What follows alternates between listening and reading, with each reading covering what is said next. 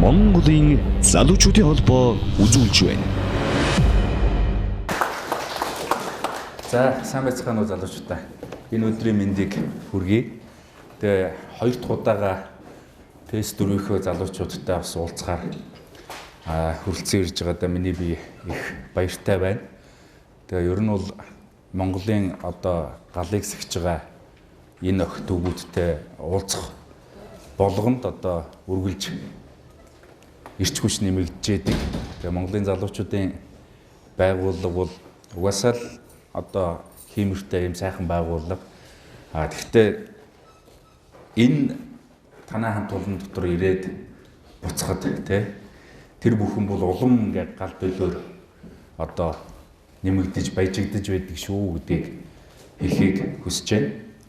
За ингээд манай Бямдор дарга манай Жамбаа дарга бид нэр хүсэл тавиад өнөөдөр та бүхэдтэй энэ залуучуудын асуудлаар нэг тодорхой ярилцаач гэдэг ийм хүсэлтийг одоо дуртай явуулж яваад ирлээ. Монголын залуучуудын холбоо та бүхэн мэдж байгаа 94 жилийн түүхтэй ийм байгууллага. Энэ байгууллага Азийн хамгийн ууган залуучуудын байгууллага байдаг. Азийн бусад орнуудад нэг ч газар залуучуудын байгууллага байгуулагдаагүй байхад бид нэр 1921 онд Башгын галах залуучуудын ивэл гэж анх одоо байгуулагдж ирсэн ийм залуучуудын байгууллага байт юм аа. Тэгээ энэ агуулгаараа бид нар бас Аз за тэгээ цаашлаад бас дэлхийн бусад залуучуудын байгууллагын өмнө бас маш одоо нэр хүндтэй. За дээр нэргээд Монголын залуучууд бол нэгдэж чаддаг, хийж чаддаг, бүтээж чаддаг гэдэг одоо энэ түүхэн баталгаа байдаг учраас бид нар бол бас одоо нүүр бардам одоо бүх олон улсын байгууллагуудын одоо бүрэн эрхт гишүүн байж чаддаг. Тэгэхээр тэнд манай байгууллага гишүүн байна гэдэг бол тэнд Монгол залуу хүн бас гишүүн байна л гэсэн ийм санаа юм байна.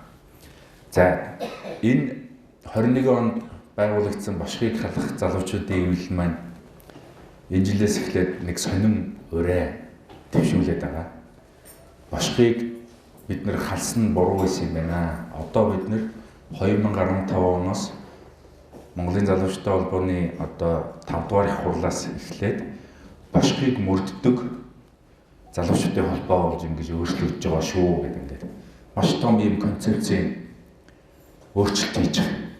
Тэгэхээр бол 94 жилийн дараа 95 жилийнхээ босгон дээр бид нэр Башгыг халах гэдэг зүйлээ одоо бусаад Башгыг мөрдөх болгож ингэж өөрчилж байгаа. Тэгэхээр та бүхэн бол дандаа инженер техникийн хүмүүс байгаа гэж манайх надад хэлсэн. Тэгээ бидний нэг өмнөх 70 хэдэн жилд ингээд за ер нь цаашлаад дахиад 200 гаруй жил манжийн нөлөөнд багтаа бид нэр маш их олон зүйлийг ингээд алдсан байна. Тэгээ тэр алдсан хамгийн чухал юм бол монголчуудын өөрийнхөө тархины тусгаар тогтнол гэдэг тэр зүйл байсан баг. Тэгэхээр бид нэр 90 онд бүх асуудлаа өөрсдөө мэддэг болж эхэлсэн. Өөрөөр хэлбэл аль нэг улсын нөлөөч гэдэг юм уу эсвэл аль нэг системийн нөлөөгөөр өөрөөр манай асуудал баталгааждаг биш. Ерөөсөө одоо Монгол гэдэг улс өөрийнхөө толгойг мэддэг, өөрсдөө бүх асуудлаа шийддэг ийм улс болж ингэж өөрчлөгдөж байгаа. Тэгээ ийм улс болоход бидний ингээд бүх асуудал бидний өөрсдийн асуудал болж ингэж өөрсөн.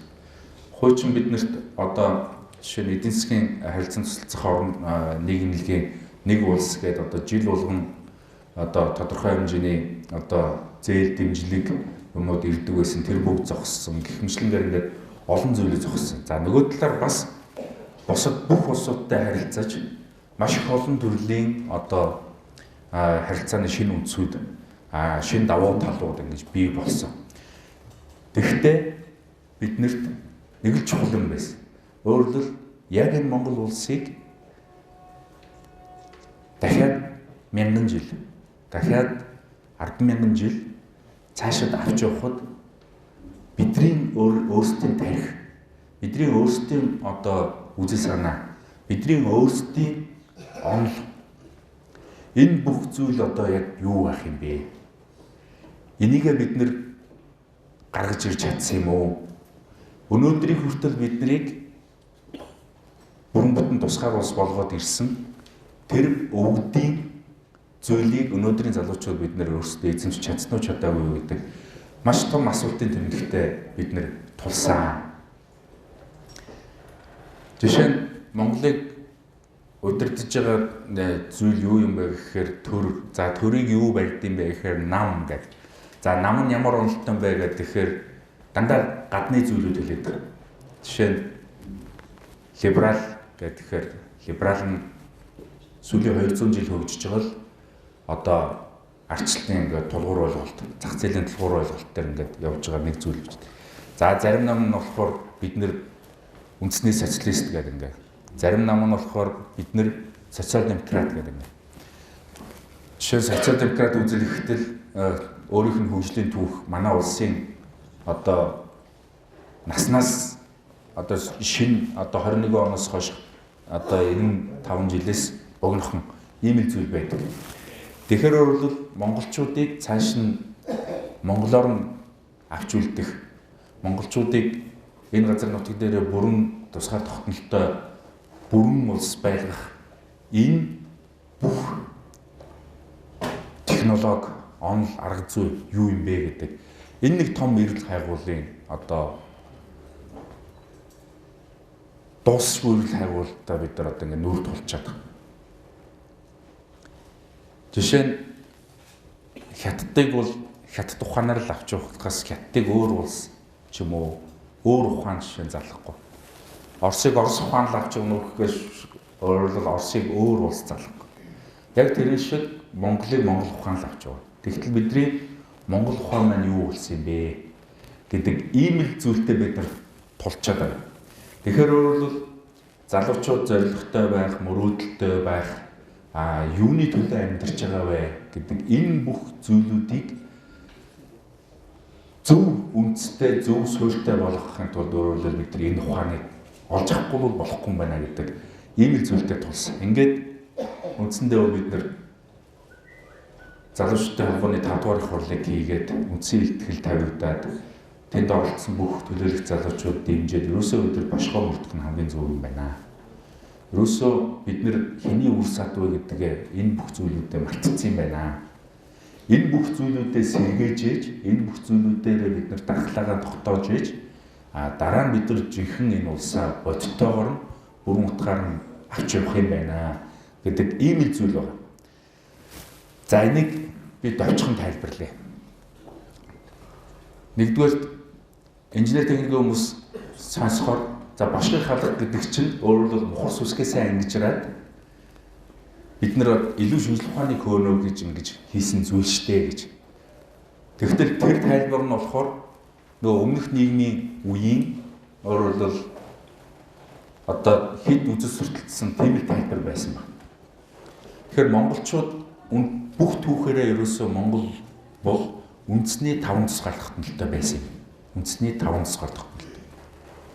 Энэ үндэсний 5 тусгаар тогтнол гэдэг зүйл бол өөрөө бид нар тусгаар тогтнолоо яг авч явж чадж гэнэ үү чадахгүй нь гэдгийг ерөөсөө харуулж байгаа гол зүйл байна. За одоо энэ 5 тусгаар тогтнолыг хэдүүл нэрлэе. Эхний тусгаар тогтнол бол бидний хэл. Тэгвэл бид нар хэлээрээ юу ярих вэ гэдэг өөрөлдөл тэр тархиа Монгол тархиа бас гээчихсэн байж. Зөвхөн хэлэл байгаад байдаг. Тэгэхээр хэлээрээ бид нар өөрөлдөл энэ тусгай тогтнолоо бүрдүүлж хамгаалж авч чадхаа болж гисэн. Тэгэхээр нэгдүгээр тусгай тогтнол бол тархины тусгай тогтнол гэж хэлж байна. Монголчууд өөрсдөө тэгж хэлдэг. Хоёрдугаар тусгай тогтнол бол засгийн тусгай тогтнол. Өөрөлдөл төрийн тусгай тогтнол. Төрийн тусгай тогтнол. Өөрөлдөл төр байхгүй болох юм бол Монголын 5 тусгай тогтнолын нэг нь байхгүй болно гэсэн үг.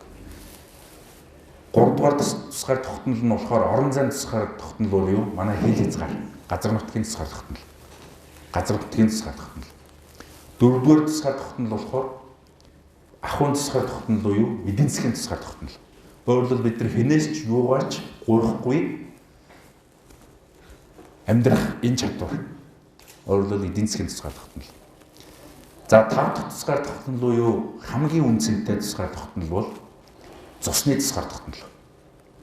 Өөрөлд Монгол гэдгийг хадгалж яддаг цусны тусгаар тогтнол. Энэ цусны тусгаар тогтнолыг хэн авч явдаг вүлээ? Манай Монгол бүсгүйчүүд баггүй. Монгол бүсгүйчүүд авч явдаг. Монгол бүсгүй хүний энэ цус одоо болонготдох юм бол өөрөлд Монголын 5 тусгаар тогтнолын нэг байхгүй болж. Тийм учраас өндөр гэгийн манжид дагаар орохдоо ерөөсөө хоёрхан зүйлийг л тохирсон байдаг. Тархины тусгаар тогтнол, цусны тусгаар тогтнол. Энэ хоёр зүйлийг л авч үлднэ гэж. Авч үлднэ гэж. Тийм учраас өөрөлд Монгол эмэгтэй хүнтэй хятад хүн суулгахгүй. Монгол айлын хаяанд хятад айл буулгахгүй.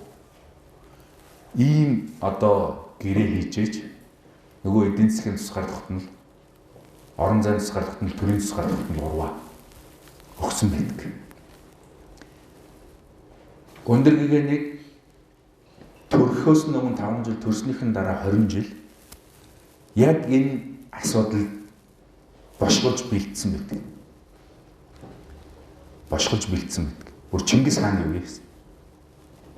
Тэр үед Монгол ингэд оройтно гэдгийг манай хаадууд мэдээд тэр өөрөөр яг тэр үед ингэж бэлдэн шүү гэж ингэ бэлдсэн мэт. Манжид Монгол улс өндөр гэгээ тэр үед ямар өөрөөр эрдэм хэрэгэлсэн бэ гэхээр хааны 35 эрдэм байдаг. Монголын хаадын 35 эрдэм. Тэр 35 эрдмийн дэсэж үлдэх гэдэг эрдмийн хорлоод дэсэж үлдэх гэдэг. Тэр нэг эрдмийг өөрөөр манжид хэрэгэлсэн. Юугаар бид нэр хорлолоо? Манжиг. Бид нар авилгалаар манжиг хорлсон. Өөрөөр 9 цагааны бэлэг гэдгээр өөрөөр манжи хааныг хорлож, өөрөөр манжийн төр өнөдөр байхгүй болцсон. Манжийн төрч байхгүй, манжийн газар нутагч гэж юм байхгүй, манжийн ахууч гэж байхгүй, манж цусч гэж байхгүй, манж тарих гэж юм байхгүй. Манжийн онол гэж юм юу ч байхгүй. Тэгэхээр өөрөөр монголчууд ингээд бүх цаг үедээ бүх асуудлыг ухтаж мэдэж чаддаг байсан байна. Ухтаж мэдэж чаддаг байсан. Нэгэн ухтаад мэдсэн хүмүүс чинь яах ёстой вэ? Тэр нь бэлддэг байсан ба. Бэлддэг байсан. Нэгэн бэлтгэлтэй хүмүүс яадаг вүлээ? Одоо 5% хийдэг. Өвлийг өнтөд авдаг. Өөрөлд дэсэж гардаг. Магад дэсэж гардаг. Тэгэхээр ерөөсөө монголизм гэж юу юм? Тэ? Монголчуудын одоо онол нь юу юм? Монгол ер нь тэгэхээр ер нь та нар монгол хүний тарихны тусгаар тогтнол монгол эрдэм чи юу юм бэ гэдэг ихтэл ерөөсөө энэ гурван холбоогоор хэлж болж байгаа. Ухтаж мэдээд, досож мэдээд, дэсэж магад гарнаа гэж. Ухтаж мэдээд, досож мэдээд, дэсэж гарнаа гэж. Энэ бол монголчуудын хэдэн зуун мянган жил одоо шүлсээрээ ундарч шүднийхээ завсар махаар хоолдож ингэж олж авсан ийм л эрдэм. Бүх хүн төрлөختөн бүгд дэсэж үлдэхин төлөө амьдардаг. Дэсэж үлдэхин төлөө амьдардаг. Бүх хүн төрлөختөн аврагдах тэр замаар хайдаг. Аврагдах тэр замаар хайдаг.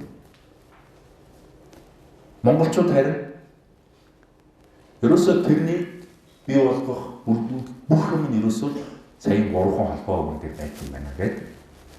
Бүх амьдралын философи яг л энэ философи болсон.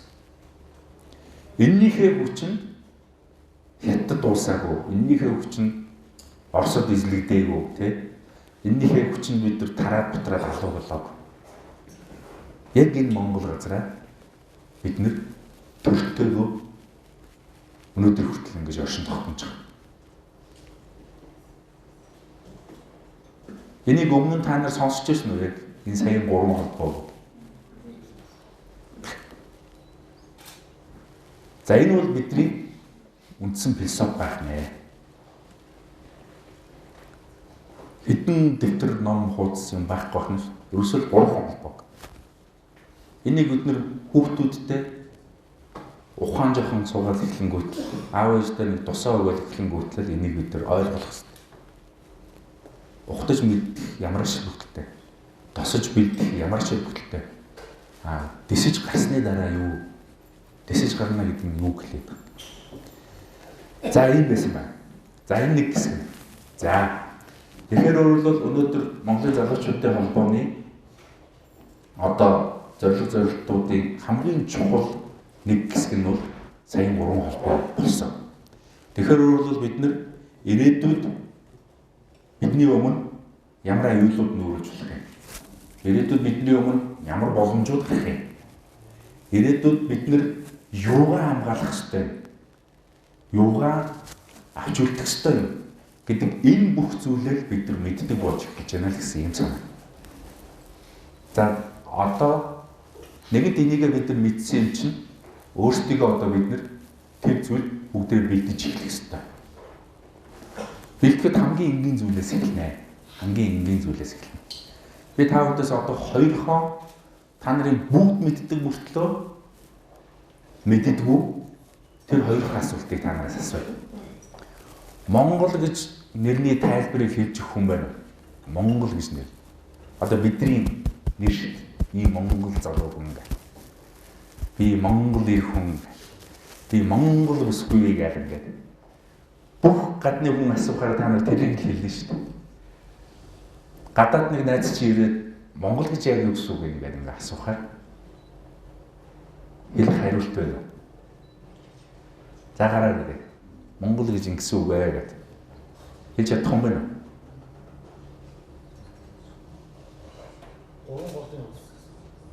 3 голын ус. Өөр. Ингээд байхгүй юмаа. Их хурлын 76-аас асуух гэсэн хэлж чадахгүй байна. Тийм учраас мэдэхгүй нь бидний буруу өсвөлчээд байна.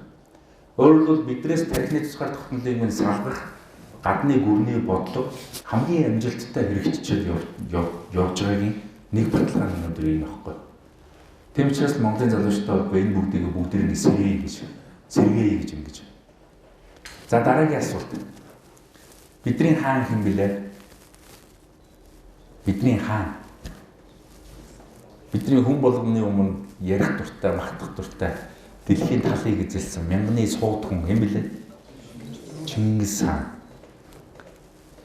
Чингис гэдэг одоо үгний утгыг мэдж байгаа юм байна. Цолон цол тий? Чингис гэдэг. Чин гэж эзэн гэсэн үг ээ. Өөр Тэнгис гэсэн үг ээ. За өөр юу? За ингээд бид нар бас мэдэхгүй байгаамаа. Тэгэхээр өшөө юм асуухаар бид нар өрөөсөө мэдхээргүй ингээд хамгийн бидний бахарх дуртай, хамгийн их ярих дуртай, өнгөрөх дуртай энэ 2 мөрөлт мэдхээ болчихсон байна. Тэгэхээр бид нар тархины тусгаар тогтнолоо үндсэндээ бид нар ингээд алдчихад байгаа юм алтан. Их хурлын гишүүдээс сухаарч мэдэхгүй, өөрөөр хинээс асуусан ингээд мэдэхгүй болчихсон ийм зүйл.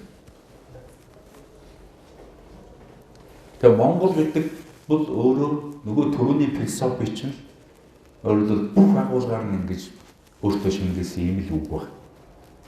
Монголчууд бол зөнгийн арт юм байхгүй.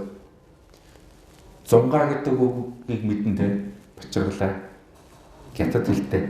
Зунгаа гэж хятадаар нь юу гэж байна? Хятадаар орчуулж хэлдэг үү? Та нар гинэ хятад хэлнэ.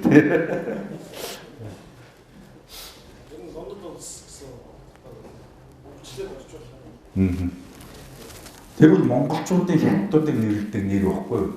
Зунгаа гэдэг. Зунгаа гэдэг нь юу гэсэн үг юм бэ гэсэн чинь зөнгүү гэсэн үг байна. Зөнгүй.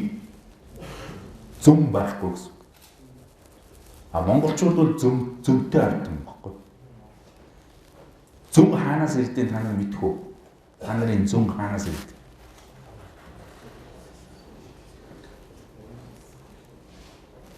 Бидний зүн бидний 7 дээд эцгээс ирдэг.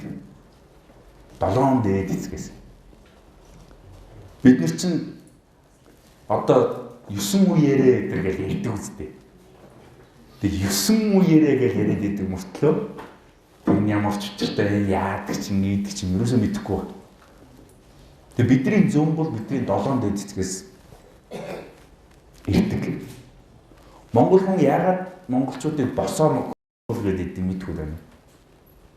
Би босоо хөх монголынхнаас асуухаар хүртэл мэдэхгүй байгаа тэгээ. Нөө тэмцээд байдаг нөхдүүд биш.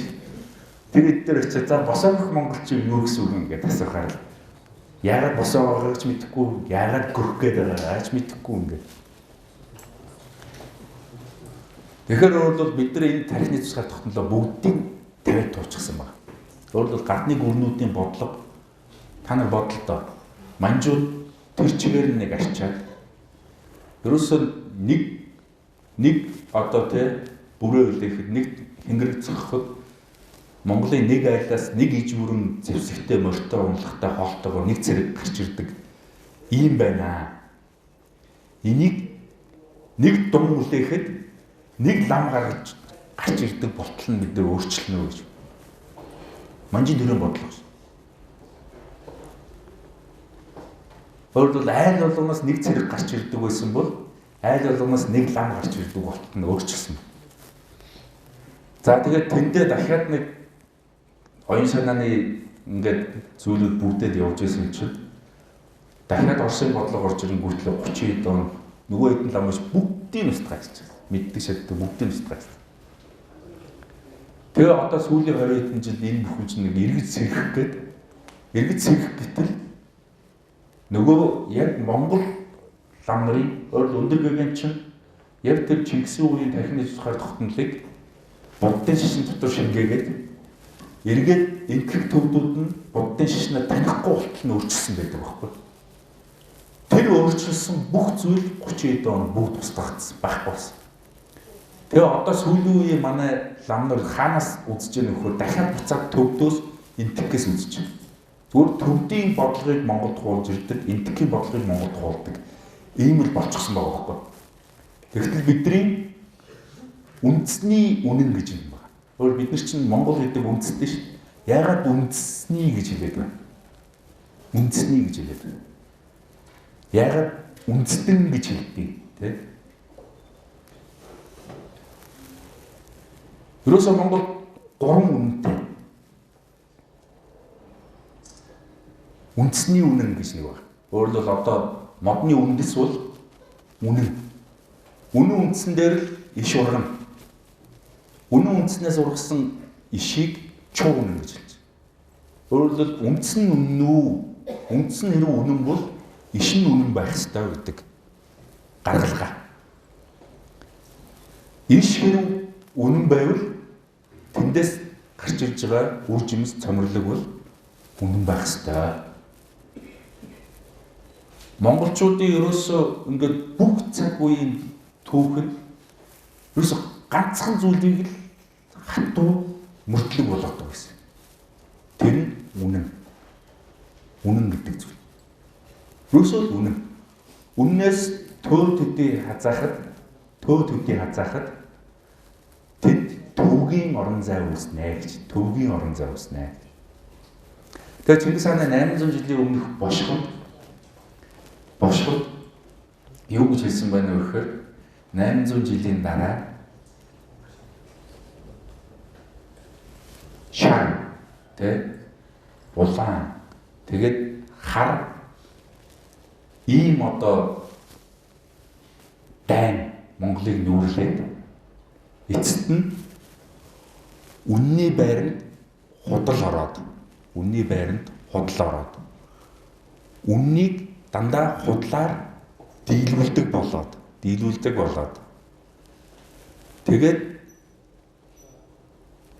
эмс охид нь хадан дээр нуруугаа зовоодог, үр хүүхэд нь хонглын үзүүрд гэрэл барааддаг, шаварлцсан, алмас хаанаар суугшихсан ийм улс болсон байна та нар гэж. тэгж хэлсэн байна. Тэгж бошголсон байдаг. Тэгээд бодоод үзэхээр бид нар яг тэрийг бүгдэрийн давуулан биелүүлсэн гаятаагаар одоо 800 жилийг өнгөрөөсөн байна. Үнэн гэдэг зүйлийг мөрдлөг болгодог төрцсөггүй өдөр болчихсон. Үнэн гэдэг зүйлийг хэрхэн хүүхдэд тайлбарлаж хой гэдгээ бас мэддэггүй болчихсон. Монгол гэдэг нэрээ хүүдэд тайлбарлаж чадахгүй туранхайнууд болсон байна гэж. Туранхайнууд болсон байна гэж. Тэр башхан дээр бас хэлсэн. Монгол гэдэг нэрээ хүүдэд тайлбарлах чадваргүй туранхайнууд болсон байна. Тэгээ ийм учраас бид нар энэ бошгыг сэргийлэх гэдэг. Энэ шинжлэх ухааныг өгөөсгээд байгаа юм ерөөсөө биш. Шинжлэх ухаан буруу гэдэг юм биш. Бид нар энэ бүгдийг мэддэг болсны дараа өөрөлд бусад зүйлийг сурах шиг амарх юм баг. Хүний имийг өөрийн болгох шиг амарх юм байхгүй гэж хэлж байна. Хүний имийг өөрийн болгох шиг амарх юм байхгүй гэж. Нөгөө талаар бид нар мэдэхгүйгээс гадна дэлхий бас мэдхээр болчихсон. Дэлхийн бусад үндэстнүүд бүгд мухардалд орж ирсэн. Бүгд мухардалд орж ирсэн. Билл Клинтон 2010 онд хэлсэн. Америкийн ардчлал мухардалд орчлоо. Шашин үүргээ гүйцэтгэж чадхаа болчлоо. Шинжлэх ухааны хөгжил энээс цааш ирэх нь тодорхойгүй боллоо. Ирэх нь тодорхойгүй боллоо. Тийм учраас одоо бид нар үндэснээсээ бүх энэ мухардлаас гарах замаа эргэж хайхгүй боллоо. Тийм учраас нүүдэлчдийн соёл иргэншлээс тэр дотроо монголчуудаас бид нар дараагийнхаа гарцыг хайхгүй ерөөсөө боллоо гэдэг энэ үгийг хэлсэн баг. Америкийн ерөнхийлөгч байсан. Америкийн ерөнхийлөгч байсан. Дэлхийн бүх улс орнууд дэврэгдэгчнэр Шанхайд цуглдсан багт хэлсэн. Тэгээ энэ юу хэлээд байгаа юм бэ гэдэг маш том асуудал байна. Тэгэхээр үндэстнүүдийн зорилго, өөрөлдөл үндэстнүүдийн үүсэл бүтээгдсэн энэ зорилгууд нь юу гэдэм бэ гэдэг бас нэг том асуудал уран гарч ирж байна. Бас нэг том асуудал уран гарч ирж байна. Тэгэхээр Монгол үндэстэн бол бүх үндэстнүүдийн үндэс гэдэг нэг маш том онолоо. Маш том онолоо. Ерөөсөө Монгол газар хамгийн ихний хүний хөл гიშгсэн газар бол Монгол газар байна. Тэгээ тэрийг бүр тогтоосон байна. Тогтоосон чинь Говьлтай аймгийн одоо Алтай нурууны яг уртал дээр Ээж хайрхан гэдэг хайрхан. Тэнд ерөөсөө хамгийн анхны хүний мөргөрсөн газар гэж. Жишээ нь Отхон дэнгэр хайрхан гэхэд усан галуун дараа хамгийн сүүлд өөрөлд тэнгэр утгалуулсан газар гэж. Тэнгэр утгалуулсан. Өөрөлд усан дороос хамгийн түрүүнд гарсан энэ хайрхан гэж. Тэгэхээр ингээд маш их олон юмнууд байна. Тэгвэл Монгол үндэстний ерөөсөө үүссэн гол зорилго нь юу юм бэ гэдгсэн чинь ус хамгаалах гэж хэлж байна. Монгол хүн ерөөсөө Монгол үндэстэн ус хамгаалах зорилттой бүтээгдсэн үндэст. Ус хамгаалах. Танай Монгол газар бол 9 мөрний их дэлхийн цэвэр усны гол хагалбараа гэж. Одоо ус судалдаг найзуудаас ер нь Google дээр та үзээрэй. Монгол усгүй болох юм бол дэлхийн усгүй болно. Монгол усгүй болох юм бол дэлхийн усгүй болно. Тэр жишээ хятадууд монголчуудыг ингээд устгах зөндөө боломж байсан. Устгадгүй учир нь юу гэсэн тэр. Хятадууд ч гэсэн өөрсдийн үндэстнийх нь нэг зорилго, Япончуудад ч нэг зорилго, Солонгос, тэ Орос гэх ингээд бүгдэнд нь ингээд үндэстэн болгоомны өөрсдийн зорилго байна. Тэгэхээр бол үндэстнээ бүрэн сониодгүй ингээд шалтгаан нь байгальтай холбоотой байдаг. Байгальтай холбоотой. Тэгээд энэ бүх нарийн зохицлуудыг монголчууд хамгийн сайн мэддэг. Тэрийг өөрсдийнхөө амьдрал ахуйд хэрэглэхээс гадна төр улс байгуулахдаа тэр зарчмыг нь ашигладаг ийм л байсан байна. Тийм учраас өөрөөр хэлбэл Чингис хааны байлдан дагуулт бол ерөөсөө үннээс тэр өөрийнхөө үндэстнийхээ үннээс хазайсан үндэстэнгүүдэд үндэстний үннийг нь ойлгуулах гэсэн ийм л аяндаа байсан юм аа гэж ингэж. Одоо бидний Монгол гэхээр зарим нэг газар ингээд амар махчин тэгээд нэг алуурчин нөхөр шиг ингээд тий. Тэгээд та нар бол ерөөсөө аль чадхаас өөр юм хийдэггүй байсан гэдэг ингээд яриад байдаг. Тэгтэл Чингис хааны байлдан дагуултын ерөөсөө гол зорилго бол ерөөсөө тэр байсан. Үннээсээ хазайсан тэр бүх үндэстнүүдийг буцаагаад өмнөд нь нийцүүлэхийн төлөө хийсэн ийм байна. Тэгээд тэр дайны талаар дүгнсэн нэг дүгнэлт байдаг. Оросын цэргийн судлалын нөхөр хэлсэн. Ерөөсөө 20 жилийн Чингис хааны байлдан дагуултаар хүн төрөлхтөн 200 жилийн амар амгаланг олсон юм а гэж. 200 жилийн амар амгаланг олсон юм а гэж.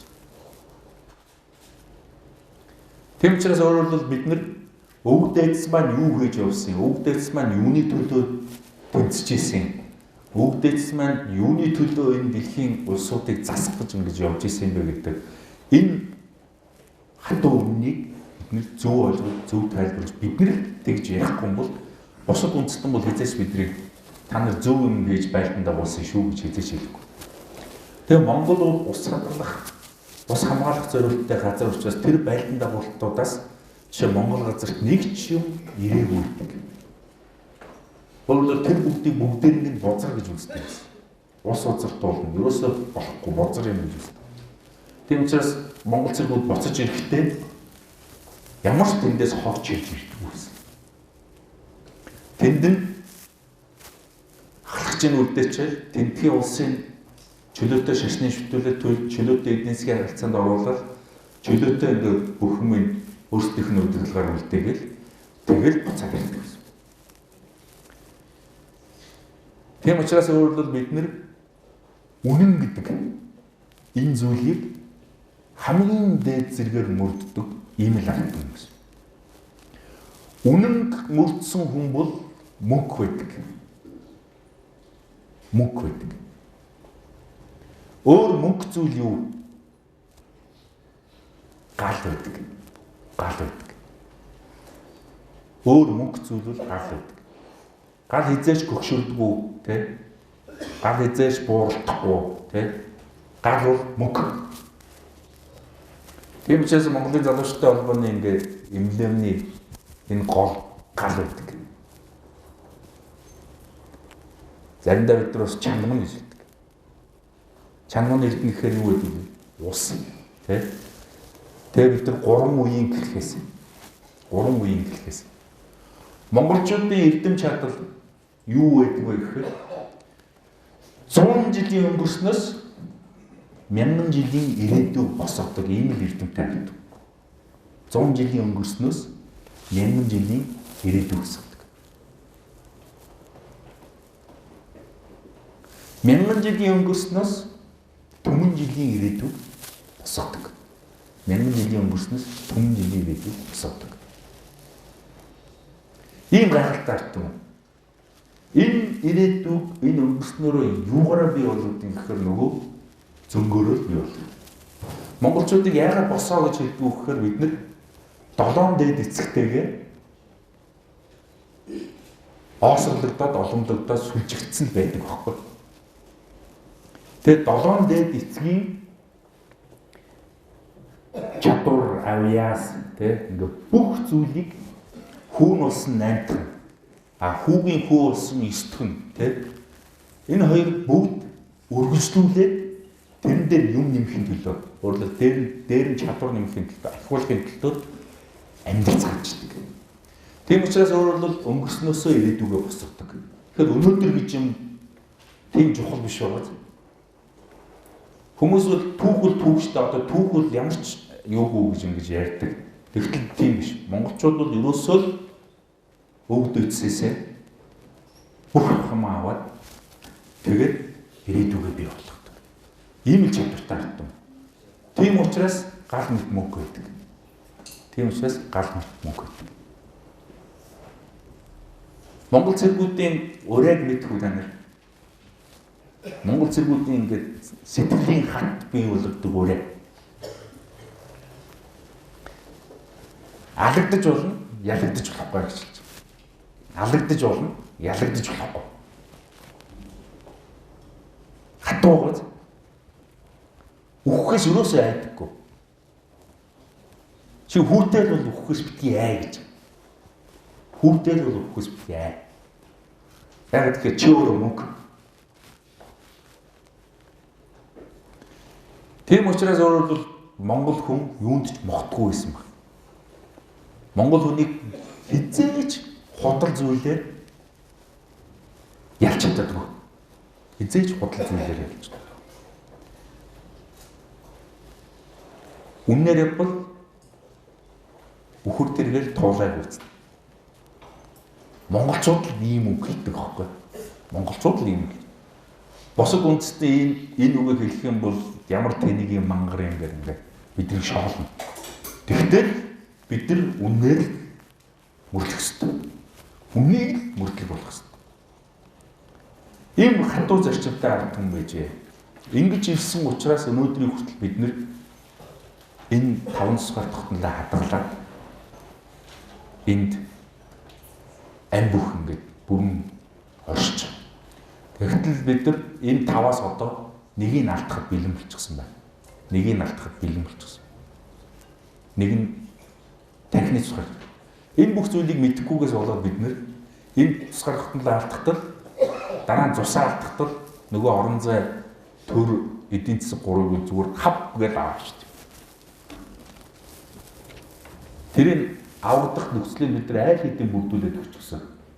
Одоо Монголын хүн болгон ч хэдэн төгрөгийн хэдэн долларын өртөө байлаа. Бүр бодоод гаргацсан байна шүү. Тэгэхээр бидний өрөөг өөр хүн зархтал бид нар тахгүй зарагдаа шүү. Одоо энэ Украины байдал ингээд бүх юмнууд биднэрт ингээд ямар их аюул бидний хажууд ингээд ойрхон байгааг үгэл сануулж байгаа шүү. Үгэл сануулж байна. Тэгэхээр тэрийг мэдсээр үз бид нар мэдээгүй мэт ингээд эндээ суугаад тахал юм бол манай улс мөх ингээд замруугаал орно гэсэн.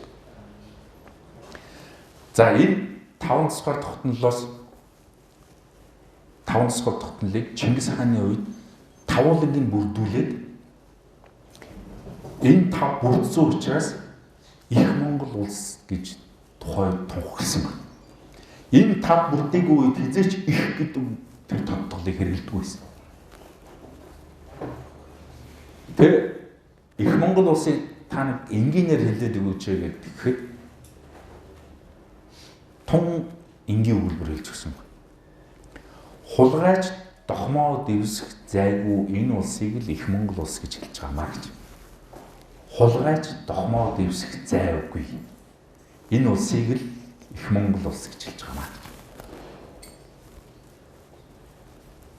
Тэгэхээр өөрөлдөл бид нар тэр үед бүх хулгайч байхгүй болсон байна. Бүх худалч нь байхгүй болсон тийм. Тэгээд хулгайч худалч байхгүй юм чи дээрэмчин бол бүр байхгүй болчихсон. Тийм улсыг л их Монгол улс гэж хэлдэг. Тэгэхээр одоо бид нар их Монгол улстай болох хүсэл эрмэлзэл залуу хүмүүс биднэрт тэр байгаа бол бидний хэмжүүр өрдөл тэр байх. Хулгайч дохмоо дэвсэх зайгүй болно гэж. Ямар гоё вэ те? Нэг ч хулгайчгүй болчих юм бол. Тэгэхэд 800 жилийн өмнө эзэн Чингис үед бидний өвгдөөс их Монгол улсыг тэгж байгуулсан. Чингисийн чинь нөгөө чин гэдэг чинь нөгөө үндэсний үнэнгэл чин гэж хэлээд байна. Чин. Ерөөсөө үндэсний үнэнг мөрлүүлэгч л хаан гэсэн. Тийм санаа. Үндэсний үнэнг мөрлүүлэгч хаан.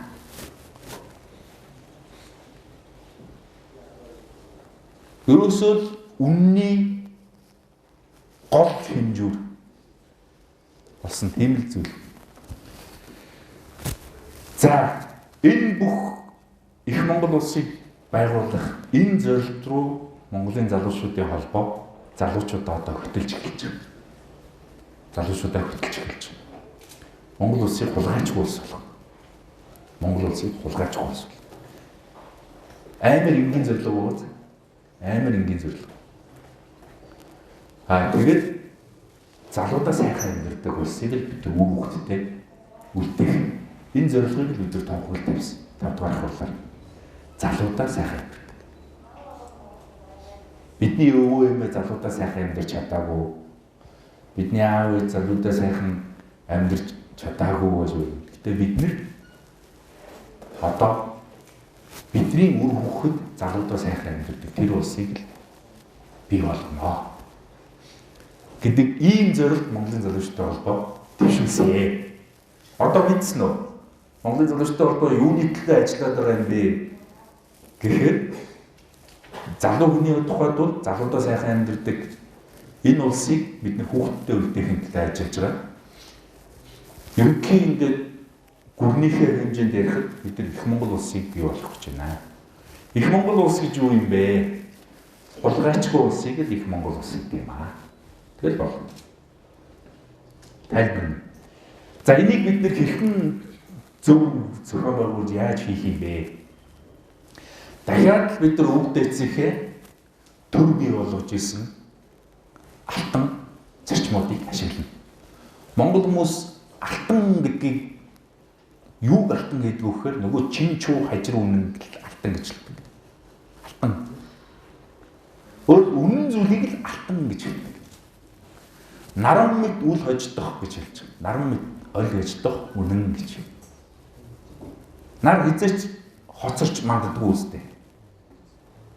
Мандах цагтаа. Тэгэхээр өөрөлд үнэн гэдэг зүйл бол алтан нар руу байлаа гэж.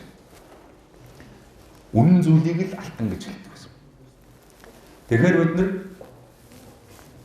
тэг хатуу хэдэн зуун жил хэдэн төрийн үед хэдэн зуун хаануудын үед ингээд алтан болсон тэр зарчмуудыг л бид нар үйл ажиллагаанд мөрдлөг болгох гэж. Үйл ажиллагаанд мөрдлөг болгох гэж. Нэгдүгээр зарчим байна. Нэгдүгээр зарчим. Ерөөсөө Монгол залуу хүн болгон хоёулаа болоод анд болно, тийм үү? Хоёр хүн хоорондоо нийлэхэд анд болно. Ерөөсөө андуудын хооронд барьдаг алтан зарчим юу гэхээр бусдын буруу надаас болдог, хохирол нь эргээд намайг хорлдог гэдэг зарчим байна. Бусдын буруу надаас болдог, хохирол нь эргээд намайг хорлдог. Жишээ нь би энийг мэдчихээ та нарт хэлэхгүй байхад та нар буруу зүйл хийгээд байхад эргээд би хохирно. Хүүхд чинь өнөөрөө гэрийн даалгавраа хийх ёстой байтал чи мэдсээр үж гэрийн даалгаврыг хийхгүй бол маргааш хүүхд чинь гिचэл дээр очиод муу авахад чи л хохирно. Биш хүүхд ганцхан хохирохгүй юм шиг. Тэ? Энэ зарчим манай малчтуудад хадгалагдаж үлдсэн байдаг. Жишээ нь манай голын дорж байгаа адуунаас нэг өрөө гусцсан нэг нөхөр тэнд тавьж явахад би хажуугаар манай дойр миний өрөө ус дорж байгаа өрөө байна гэдэг ингээ хажуугаар нь өнгөрөө явдгүйстэй. Ерөөсөө энэ хамтын хариуцлагын зарчим гэдгийг монголчууд дээд зэргээр мөрдлөг болгож яг тэрэндээ бүр хатуу үнэнч ингэж явж ирсэн юм ард. Төр шүтдэг ард түмэн монголчуудаас өөр хааж байхгүй. Төрөө шүтдэг. Та нар бүх христэн шинтэй хүмүүс Библийн сургаалаар явдаг хүмүүс өргөөл шүтгээл өөрсдөд нь хэлээд та. Өргөөл шүтгээл. Жишээ нь ингээд жүүдүүд гэдэг ихэд бол зөвхөн гэрүүлээ л гэдэг. Бус нь хамаагүй. гэмлээл. За жишээ нь лалууд ихэд зөвхөн аллах мэднэ гэдэг ингээд бүх мэдэхгүй асуудлаа бурханд даатгадаг. Мэдэхгүй асуудлаа бурханд даатгадаг. Тэгтэл Монгол хүн хизээж бурханд асуудал даатгадаг. Их Монгол улсын үед боловсрол нь ямар байсан бэ гэсэн чинь харц нь хааны хэмжээний боловсролтой байсан гэж. Харц нь хааны хэмжээний боловсролтой байсан. Тэгэхээр бол хаа мэдж байгаа бүхнээр харц болгондоо ингээд таниуж мэдүүж яг адилхан сургадаг байсан. Яг адилхан сургадаг. Тийм учраас бол Монгол хүчтэй байсан. Монгол хүчтэй байсан. Дараа нь энэ хүчийг оруулдаг систем нь юу байсан бэ гэсэн чинь нөгөө арт систем гэсэн. Арт систем. Хамтын хариуцлага систем. Хамтын хариуцлага систем. Хүнийг юугаар үнэлдэг? Одоо бол бид нар цахилгаараа үнэлүүлээ л гэдэг байна шүү дээ. Мөнгөөр үнэлсэн. Хүнийг юугаар үнэлдэг?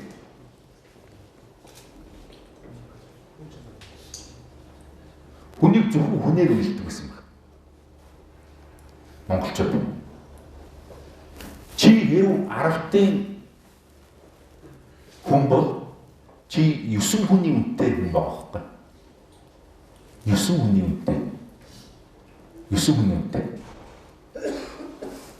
Чиний алдаа чинь 9 хүний алдаа болдог. Чиний оноо чинь бас яг 9 хүний оноо болдог. Ийм хатуу зөрчилтэй байсан. Хамтын хариуцлага зөрчил. Жишээ тэр арвт байхад бүх ахуйн цуг. Өөрөлд мал ахуй ингээд бүх юмнууд нь цуг. Жишээ тэнд хүүхэд төрлөө гэхдээ өөрөлд нөгөө хүүхэд хүнстэйгээ төлдөг гэж хэлдэг ш монголчууд. 50% авчраад өгчдөг. Хүүхэд төрсөн 50%. Тэр нөгөө хүнс нь хүрэх. Тэгээд айлдаа тус ороод эхлэнгүүтэл буцаагаад нөгөө нөхөөс татвар авч чаддаг. Тэр учраас өөрөлд манай нарийн систем бол ерөөсөө төр бий болгож исэн хамгийн нарийн ийм систем байна.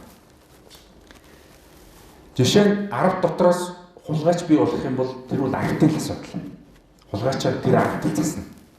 Тэрнээс одоо юу гэдэг ерөнхий сайд гүйцэтгэл энэ компани дансыг нэ гэж яриад байгаа юм шүү дээ. Арвтын ахад нөгөө хулгайчийн асуудлыг ярив. Тэр алтан зарчмуудаас их цаазаас тий үндэсний үнэнгээс нүүр уруулах юм бол өрцийн зүсээд нэг асуу гэж хэлдэг шээ. Олон хууль байхгүй. Олон хууль. Ерөөсөө өрцийн зүсээд нэг асуу. Тэр үннээр мөрлөхгүй гэх юм бол үгүйцгэн суулж хаяа гэж. Үгүйцгэн суулж. Арвтын ахын ирэх тийм л байсан баг. Арвтын ахын. Тэгээд өөрөөр бол арвтаа өөрөөр бол босрол мэдлэг түгээх, арвтаа засаглах тэр бүх эрхийг арвтайх төгчдөг. Тэгэхээр өөрөөр бол өнөөдрийн бидний дүр зураг юу вэ гэхээр бид нар төрдөө хариуцагдаад байгаа юм гэхээр төрдөө хариуцдаг. Тэ? За байгууллагатай хариуцагдаад байгаа юм гэхээр байгууллагатай бас хариуцдаг. За эрхвш 92 л нэг хүүхдэд хариуцаад ингээд сууж байгаа шүү. Тэгэхээр өөрөөр бол засаглана гэдэг чинь заснаа л гэсэн үг байхгүй юу? Засаглана гэдэг чинь заснаа л гэсэн үг. Тэгэхээр өөрөөр тэр хүн босрол дутуу байх нь тэрийг засах асуудал нь бол тухайн арвтын асуудал байгаа. Жишээ нь хулгайч бий болоход хулгайчийг намнах нь тэр арвтын асуудал. Өөрөөр бүх засах хэрэг тэр арвтад очсон байсан байна. За мэдээж дээшгээ 10 арвт нийлээд 100, 10 100-д нийлээд 1000 гэдэг. Ингээд өөрөөр засаглалын энэ хатуу хэлбэрийг бий болгож хамтын хариуцлагыг ингэж нөхөж чадсанараа Монгол бат бэх төртэй болсон. Бат бэх төртэй болсон. Монгол төр үүссэн гэдгийг бүх сурд сэтгэгч нар сууд эрдэмт бүгд баталсан шүү дээ.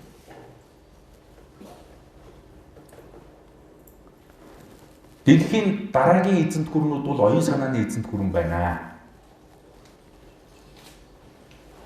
оюун санааны эзэнт гүрэн байна. Черчилль хэлсэн. Өөрөсөө дараагийн бидний байлдан дагуулт юугаар байлдан дагуулах вэ гэхээр оюун санаагаар л байлдан дагуул. Тэгвэл Гегел хэлсэн байна. Монгол анх төр үүссэн юм аа.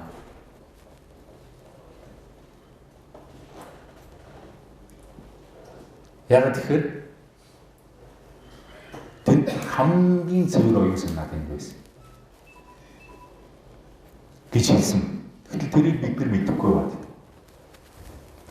Өөрөлд монголчууд л дэлхий дээр хамгийн тууштай өмнөр замнаж ирсэн цор ганц үндэстэн. Тэм учраас өөрөлд бүх мухардлынхаа замуудыг бүх засах аргаа бүгдийг нь одоо монголчуудаас олж явна гэдэг дэлхий бид нар рүү эргэж харсан байна. Тэгтэл бид нар айгүй энгийнээр буюу одоо нөгөө мухардлын замаараа явсараа буруу сэтгэсээр байгаа. Бидрээс ашигт малтмлын мэнд ашиглах гэдэг бид нар рүү ингээд бүх дэлхий эргэлээ гэж ингэж андуурч хараад. Тэгтэл үндсэндээ өөрөлд бүх үндэстнүүд мухардсан. Тэр мухардлаас гарах замаа бидрээс ингэж хайж байгаа. Яг л ийм цаг үеийн эхлэлээр бид нар өнөөдөр Монголын залуучуудтай холбоо хулгайчгүй Монгол улсыг бий болгох энэ зорилттой. Энийг бүтээх хүмүүс нь залуудаа сайхан амьдардаг ийм одоо нийгмийг үр хөвгтдээ үлдээхин төлөө ингэж ажиллаж эхэлж байна. За түрүү би нөгөө хүнийг хүнээр үнэлдэгэ гэдэг 9 үнээр. Тэгэхээр бид нар одоо бүх бүтцийн бүх шатны байгууллагууд дээр бүх залуучуудаа аргатын систем ингээ хувааж эхэлж байна. Одоо танаас ч гэсэн одоо аргатын системд хуваагдаад залуучууд ерөөсөө аргатаа. Тэгээд жишээ Багнуурын залуучууд өөрийнхөө одоо орон сууцыг барина гэдэг метр квадратын 700 мянган төгрөгийн үнэтэй орон сууц 19 гадар одоо бариад эхэлж байна. Тэгээд дахиад эхлээд аргатынх нь аруулаа нийлж байгаад нэгнийхээ орон сууцыг барина. Тэгээд дараа нь нэгнийхээ барина. Гэх мэтлэнгээр ингээд 10 орон сууцаа барина гэдэг ингээд ажиллаж явах жишээ. За Эрдэнэтийн залуучуудтай холбооныхан ч гэсэн болсон чинь гудамд аргатууд одоо байгуулагдах эхэлсэн. Гудамд. Тэгэхээр тэр гудамд гогд ажилдаг нэг нөхөр байгаа юм. Ажилгүй 5 нөхөр байгаа юм. Нэг өргөдөлгөө болсон бүсгүй байгаа юм тий. Нэг ээжигээ сахдаг залуу байгаа юм. Гэх мэтлэнгээр ингээд өөрөлд нөгөө бүх төрлийн ингээд нийгмийн бүлгүүдийн хүмүүс чинь нэг аргатад ингээд орж ирж байгаа. Тэгээд өөрөлд аргатад байж байгаа бусад бүх хүнтэйгээ адилхан мэдээлэлтэй, адилхан боловсролтой, адилхан амжиргаатай болох тэр ажлыг хийж эхэлж байна. Та нарт сонсогдож байна. Боломжтой юм шиг санагдаж байна. Өөрөлд одоо эхнэр нөхөр хоёрын асуудал байсан бол аргат гэдэг ихэр чинь дан ирчүүдээрээ аргат болоход ард нь эхнэрүүд нь нийлээд ингээд 20 залуу нийлээд өөрсдийнхөө өмнөх бүх асуудлуудыг ярьдаг болж эхэлж байна гэсэн үг. Дараа нь 10 ард нийлээд жишээ нь хорон дээр 100 үүсгэхэд тэр 100 өөрсдийнхөө өмнө тулгамж байгаа бүх асуудлуудыг. За ингээд жишээ нь улсын хэмжээнд ирэхэд бид нар нэг сайт болцсон тийм нэг сайт болцсон. Ингээд зогсож явах хэрэгтэй. Шин энгийн жишээ. Шин Монгол улсын ерөнхийлөгч бол ядаж нэг сая хүнд хариуцагдчихэж ерөнхийлөгч болмоор байгаа байхгүй. Сая хүнд хариуцагдчихэж. Жишээ их хурлын гишүүн гэхэд нэг 20 мянган хүнд хариуцагдчихэж их хурлын гишүүн. Тэгвэл хүнд хариуцагдаад байгаа вэ гэдгийг ингээд тоотлогоо болгоноор ингээд мэддэг. Жишээ нь хиний харавт болоод байгаа болохгүй байгаа. Амьдрал нь юун дээр асуудалтай байгаа. Ер нь төр засгаас ямар шийдвэр гаргавал хэрэгтэй байгаа гэдэг энэ бүх зүйлийг өөрөөр бүх залуучуудын бүх одоо ажиллаж байгаа амьдарч байгаа хүмүүсийн бүх иргэдийн оролцоог нь бий болгох энэ зүйлийг хийгээд байна. Тэгэхээр бидний хөгжлийн зорилт нь болохоор хулгайчгүй улсыг байгуулах энэ байх нь хөгжлийн арга зам нь болохоор нөгөө бидний алтан зарчмууд нь байх нь зохион байгуулалтын хэлбэр нь болохоор бидний нөгөө аргатын систем байх нь тийм ээ бидний оролцоо юу гэхэд аргатаараа дамжиж бүх юм хийх нэ гэж. Тэгэхээр өөрөөр эзэнгүй асуудал гэж юм нэгч байхгүй болох гэж. Эзэнгүй асуудал гэдэг нэг зүйл нэгч байхгүй болох гэж. Тэр нь төрийн бодлогын өр нөлөө тэгш бус байна гэдэг тэр асуудал ерөөсөй байхгүй болох гэж. Монголчууд бүх цаг үеийнхээ түүхэнд хоёр зүйлийг алдаатай хийсэн гэж өөрсдөө хүлээн зөвшөөрдөг. Өөрсдөө хүлээн зөвшөөрдөг. Нэг нь юу гэхээр Амгай хааны үед зоос зохиогоод өөрөлдөл үнэтэй зүйлийг үнэгүй зүйлээр орлуулдаг энэ зарчмыг гаргаж ирсэн. Үнэтэй зүйлийг үнэгүй зүйлээр орлуулдаг. Өөрөлдөл үнэтэй зүйлийг үнэгүй зүйлээр орлуулна гэдэг бол худлаа гэхгүй. Худлаа. За дараагийн зарчим болохоор 1700 хэдэн он гэдэг үлээ. Өндөр гэгээ долнуурт явж байгаад бас гадны хүмүүстэй уулзсан байт. Тэгээ тэрэн дээр уулзахтаа өөрөөр Манжи хаан нөгөө өгдөг татврынхаа асуудал, нөгөө 9 цагааны бэлгийнхээ асуудлыг тайлбарсан тайлбараас өөрөөр эдгээр засгалж болох юм байна гэдэг санааг Францын тухайн үеийн сангийн сайдын хүүгээс нөхөр олж авсан байдаг байхгүй. Эдгээр засаглана. Тэгээ эдийн засаг гэж зүйл үүссэн. Эдийн засаг гэдэг зүйл үүссэн. Тэгвэл зүүн яах ёстой гэхээр төрөөрөл засаглах ёстой. Төрөөрөл засаглах ёстой.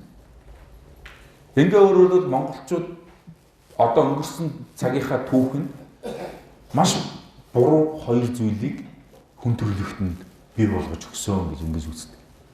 Бий болгосон гэж ингэж. Тэгвэл одоо бүх улсуудын гол зүйл нь эдийн засаг болсон явж байгаа шүү. Эдгээр засагланаа гэж ингэ үзээд байна. Тэгээ энэ нь бол сүүлийн 440 жил эрчимтэй хөгжсөн шинжлэх ухаан дээр нь маш их дэмжлэг болсон. Тэгээ эцсийн нүнд юу болсон гэхээр нөгөө Монгол үндэсний зорилго болсон бид нар усаа хамгаалах тэр зорилгоо бид нар мартчихад баяжин гэж яваадаг. Тэгэхээр нэгэнт бид нар баяжсны дараа усаа хамгаалж чадах уу?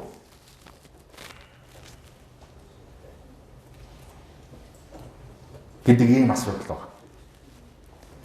Тэгэхээр нэгэнт ус хамгаалах үүрэггүй болсон үндэстнийг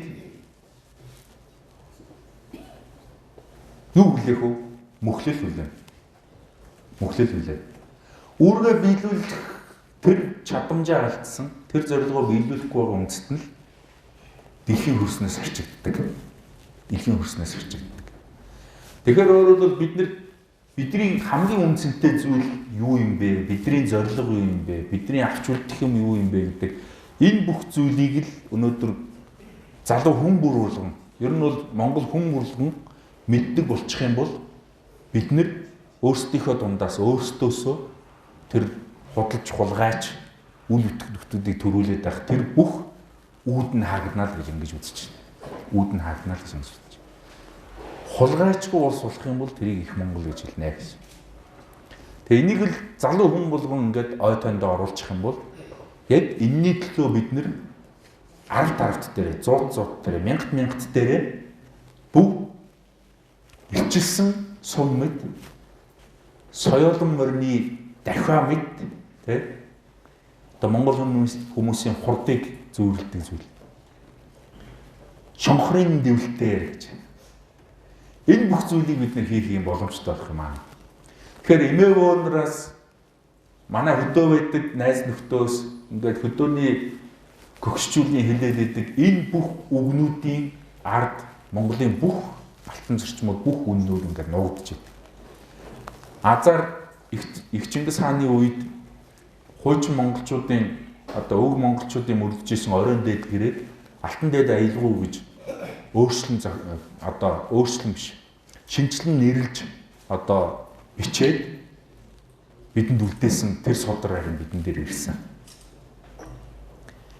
Тэр судрын үг болгон, мөр болгон ерөөсөө бидний өвөг дээдсийн бүтээсэн үнэн баг. Үнэн баг. Өгүүлбэр болгон уншаад авах тусам цаанаас нь улам олон зүйл ингээд ундарч гарч ирж байдаг. Улам олноор одоо ингээд баялаг ундар урсаж гарч ирж байдаг. Тийм учраас тэр алтан дээд аялгауг та бүхэн олж уншиж тэрийг судалж мэдэж тэрүүгээр хүүхдтэй Монгол гэж нэрнийхээ очрыг тайлбарлаж, Чингис хаан гэдэг, Чингис гэдэг цолныхоо очрыг нь тайлбарлаж, нөгөө хөх гэдэг чинь ийм учиртай юм байна, босоо ч ийм учиртай юм байна, монголчууд ингэхээрээ их Монгол болд ийм байна, төр гэдэг чинь ийм зүйлийг хэлдэг юм байна, засаг гэдэг чинь энийг хэлдэг юм байна гэх ингээд энэ бүх зүйлийг бүгдээрээ бид нар ингээд тэндээс олж авч мэдчихсэн. Тийм учраас бид нар азтай. Бид нар өвөг дээдсийнхээ их Монгол улс байгуулсан тэр одоо бидний хэллэгээр бол школыг бид нар өнөөдөр болоод авчихсан. Одоо энүүгээрээ бид нар улсаа хөөдөн татъяал гэж ингэж хэлж байна. Дэмжиж гин үү?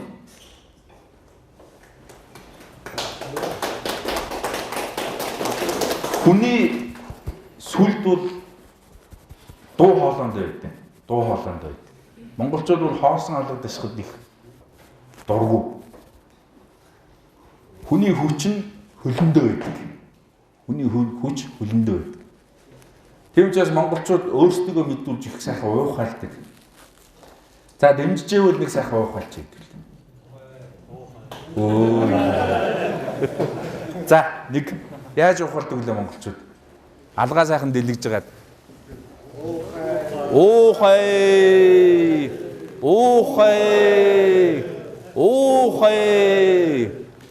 За яагаад 3 хэлчихв?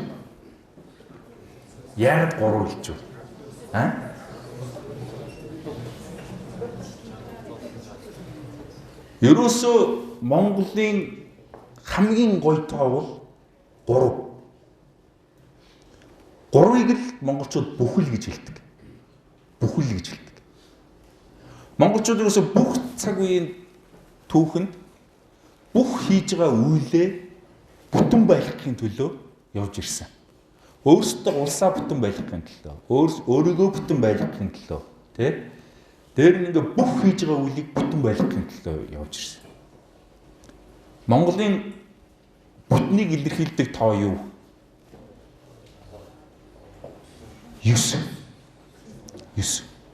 9 тоо. 9 л бүрджээвэл бүтэн байна гэж ингэж үздэг. 10 дахын бүтэн гэж хэлдэг. Хамгийн гоё хослмол юу? Хослмол тоо. Хамгийн гоё тоо.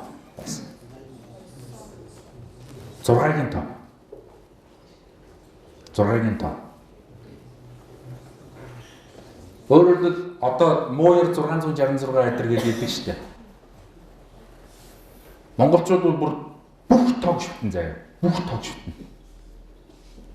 6-гийн тоо бол өөрөө маш их хүчтэй тоо. Хүчтэй хослмол. Одоо та нар 1-ийг үрчгэн, 2 үрчгэн, 3 6 тий. Энд дээр нэмэх нь 2 нэмэх нь 3 6 гэх юм. Үнэхээр хамгийн гоё хослмол байхгүй. Тэг энэ хослмол, энэ бүтэн, энэ бүхлүүдээр өөрөлдөл ямар ч үеийн хэмжүүрүүдийг хийж болдог учраас өөрөлдөл маш хүчтэй байдаг. Хүчтэй учраас өөрөлдөл хүн болгонд хэрэглүүлэхгүй тул жишээ зарим үндэстэн мууяр 666 гэж жишээ тэр 6-гийн хослолныг хэрэглэхгүй байх гэж. Зөвхөн мэддэг нь хэрэглэх гэж ингэж жишээ мунхруулж шашнаар мунхруулж. Жишээ нь Оросод Чорт Тринадцать гэдэг шүү дээ. Чорт Тринадцать 13-ыг муу тоо гэх ингээд манайч. Одоо 13-ны баасан гараг таарчгүй. За баасахын төсөөдийг тэмдэглэхгүй юм гэлгүй. Тэгвэл 13 бол өөрөө хамгийн хүчтэй тоо. Монголчууд 13-ыг үүслийн тоо гэж хэлдэг. Ерөөсөө Монгол 13 малтайтай байхгүй. 13 малтайтай үндэстэй учраас бид нэр өнөөдрийн хүртэл бидний эрчим дондордгоо. Тийм нарийн тоонуудын учрууд байгаад. Тэгэхээр өөрөлдөл эрчмийг задлахгүй тулд Оросуудыг 13 тонн дургу болгоцсон л байгаа байхгүй. Тэгэхээр өөрөлдөл монголчууд мэдхгүй юм хизээж бурхан татдаггүй байжээ. Бүх зүйлийг мэдхийн төлөө явдаг гэсэн. Тийм учраас монголчууд бол яг энэ оршин амьдрахын зүй тогтол энэ зүйл дээр бол хамгийн их боловсрсон ийм ард түмэн. Таны мэд гэгээр тэгээ гэгэрснээрээ орон цагаа дүүргээд болсроо гэж. Тэгэхээр бол гэгэрэл боловсрол гэдэг ингээд энэ бүх зүйлийг манайхан дээд зэрэгээр ингээд задлж чаддаг ийм л ард түмэн. Тэгэхээр бид нар ийм мундаг өвгдээцтэй энэ мундаг өвгдээцийн үр сад болчоод өнөөдөр ингээд лойцсон амьдарч юусэн болохгүй байхгүй. Лойцсон амьдарч юусэн. Тэгэхээр биднийг ингээд лойцсон байлгахад 25 жилийн өмнө нь бол бусад үндэстнүүд ингээд шууд нөлөөлдөг байсан. 25 жилийн өмнө бид нар тэр нөлөөгөө байхгүй болгоцсон. Одоо тэгсэн чинь эдийн засаг гэдэг дард гараар нөлөөлдөг болчихсон. Тийм учраас өөрөөр хэлбэл бид нар тэр нөлөөллийг мэдсээр байж бид нар дэсэж үлдэхдээ досож бэлдэхгүй ингээд өөрсдөө сууцгаа. Синдикат гэдэг номыг уншсан уу та бүхэн? Синдикат. Тэр синдикатыг нэг унших хэрэгтэй. Өөрөөр хэлбэл дэлхийн эдийн засаг ерөөсөө 2хан еврейн гарт байгаа. 2хан еврейн гарт. Тэгэхээр бид нар өөрөөр хэлбэл тэр 2 еврейг тэжээхин төлөө дэлхийн бүх улс үндэстнүүд амьдарч байгаа. Яг тэрэн шиг тэр загвар өнөөдөр Монголд бий болчихсон. 2% дээр нийт хадгаламжийн 90% ингээд төвлөрсөн байж. Нийт хадгаламжийн 90% 2% дээр төвлөрч байсан. Тэгэхээр бид нар тэдний хадгаламжийг өсгөхийн төлөө өнөөдөр бид нар бүгдээрээ ажиллацгааж.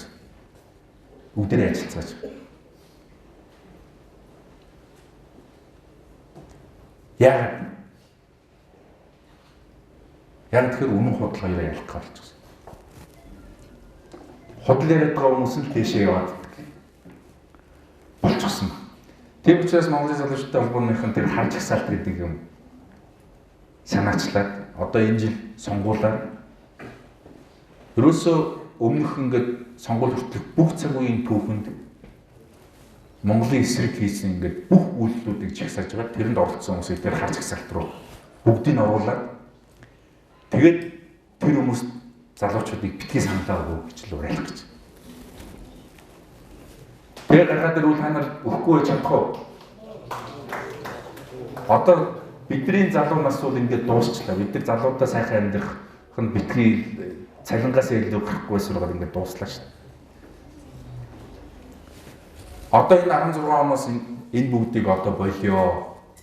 Монголын олонхон залуучууд юм бол сонгогчдын олонхон залуучууд юм бол бид нар зүгээр хамтын хариуцлагаараа бид нар хоорондоо нийтъя. Тэгээд 4 жилд ганц удаа өгдөг саналаа чихээрээ биш нүдэрээ харж байгаад нэг өгчөөд. Тэгээд тэр харж ихсалтаар бид нар зөвхөн хүмүүсийн нүдийг л нэрх гэдэг байгаа байхгүй. Нүд үнэнч чих худалч. Тийм биз? Монголчууд хэлдэг биз? Тэгээд хуучин бид нар дандаа сонсснороо санал өгөөд байсан. Дандаа хөлөгтүүлээд байсан. Одоо ерөөсөө өмнөх 25 жилд яг ийм сонгуулиуд болчих ингэчиж энэ амралтууд биелээгүй юм байна. Энэ үйл явдлууд явчлаа. Тэгэхдээ үр дүн нөгөө 2% дээр байж байгаа. 98% нь өөрсдөө яг Монгол бардам юм болохоор ядуу гэж хэлэхгүй байна. 98% ань зууж амьдарч байгаа биш, ань зууж. Тийм учраас өөрөлдөл бид нар их Монгол улсыг өөрөлдөл хулгайч үгүй энэ улсыг бий болгохын тулд хүүхдэн төрөхөд хүртэл 50% нэрчдэг ийм л хэмжээнд дээр буцааж явж байна. Хүүхдэн төрөхөд та шинэ гэр бүлийн хоёрт улстай иргэн нэмлээ, баярлалаа гэж 50% явж байгаа шүү. Ийм л улс болмоор шүү.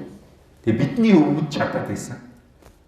Биднэрт бас хэрхэн чадахгүй гэдэг тэр зүйлүүдэд үлдээсэн байна. Тэгээд ахт нь бид нар чадахгүй гэдэг ингээд суугаад байх юм бол энэ бол бидний өөрийн өөдгүйн боол бусдын идэш гэж хэлсэн байна. Бошхон дээр өөрийн өөдгүйн боол бусдын идэш болсон байна гэж. Бас гатуу хэлсэн байгаа. Өөрийн өөдгүйн боол бусдын идэш болно. Алмас хаанаар сууршсан байна гэж. Алмас хаанаар сууршсан. Тийм болтол нь бидний доройтуулсан биш. Тэгээд байхад нь бид нэр болоод байгаа юм шиг л ингээд амь зуугаар яваад. Хүн бол ерөөсөө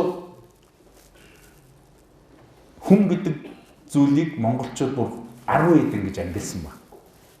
Тэг хүн гэдэг бол бүр хамгийн доотлын категори нөхгүй. Хамгийн доотлын категори. Хүн бол юу вэ гэсэн чинь гидсэн затчаар зорилгонд бэлчдэг амьтныг хүн гинэ гэж. Гидсэн затгаар зорилгонд бэлчдэг амьтныг хүн гинэ гэж. Тэр тэрнээс дэше ингэж явах юм шүү дээ. Иргэн гэдэг чинь эртээ боловч гинэн хүнийг иргэн гэж хэлж байгаамаа. Эртээ боловч тэр иргэн гинэн хүнийг хэлж. Гинэн хүнийг хулгайч нар ашигладаг юм аа гэж. Тэгэхээр бид нар иргэдтэй бид нар иргэн гэдэг ихэр чинь бид нар өөрсдөө гинэн шүү би гинэн шүү гэж хэлнэ. Тэгтэл монголчууд яадаг гэсэн гэхээр ерөөсөө харагдаад оруулж ирээд бүх хүнийг эр гүн болгодог байсан. Эргүн гэж нэрлэдэг байсан. Эрен гүн баггүй. Эрен гүн. Эзэж мохоргүй гүн. Тэгээ тэр үл өөрөө босрлынхан зэрэг. За тэгээд тэрнээсээ дэшээ өвгөөтөл элч, дэмч, тэгэл хаан гэдэг ингээд бүх зэргүүттэй. Тэгэхдээ их Монгол улсын үед хааны эзэмших ёстой боловсрол, харцын эзэмших ёстой боловсрол хоёр ингээд адилхан болж ирсэн байна шүү дээ. Өөрөлдөл харцыгаа хааны боловсролтой болгож тэгж бэлдэж чадсан байна. Тийм учраас өөрөлдөл бид нэр 3 саяулах нь шүү дээ. 3 саяулах нь. 3 саяулаа бид нэр жинхэнэ ингээд те бүгдээрээ дэлхийн аль үндэстний ч иргэнд байхгүй тийм хэмжээний боловсролтой болох тийм боломж ус бидэрт байгаа. Тэрүүгээр бид нар гайхагддаг. Тэрүүгээр бид бусад үндэстнүүдээс ингэж ялгарч гардаг. Ийм л зүйлийг Монголын залуучтай холбоо та бүдэд санал болгодог. За одоо дахиад би нэг тест хий. Дахиад нэг тест хий. Омог бардам гэж бодож байгаа хүмүүс бостоо өөрсдөө омог бардам гэх. Тэ сайхан омог бардам шүү гэж бодож байгаа хүмүүс босоо зогсон. За үш ганцхан омог бардам гэдэг. Омог бардам хүн байна уу та нар дотор? За тэгвэл омогтой юу та нар? За омогтойнууд нь босоод. Оо. За нөгөө залуу бостоо омог бардам. Монгол залуу, Монгол хүн дөрөв заавал байх ёстой нэг шинж байна. Тэр бол омог бардам. Одоо манай асаавар шүү дээ. Аавс л омогтой шүү. Омог бардам. За ганцхан омог бардам өмдөө нэг баяр өгч ганцхан өгч.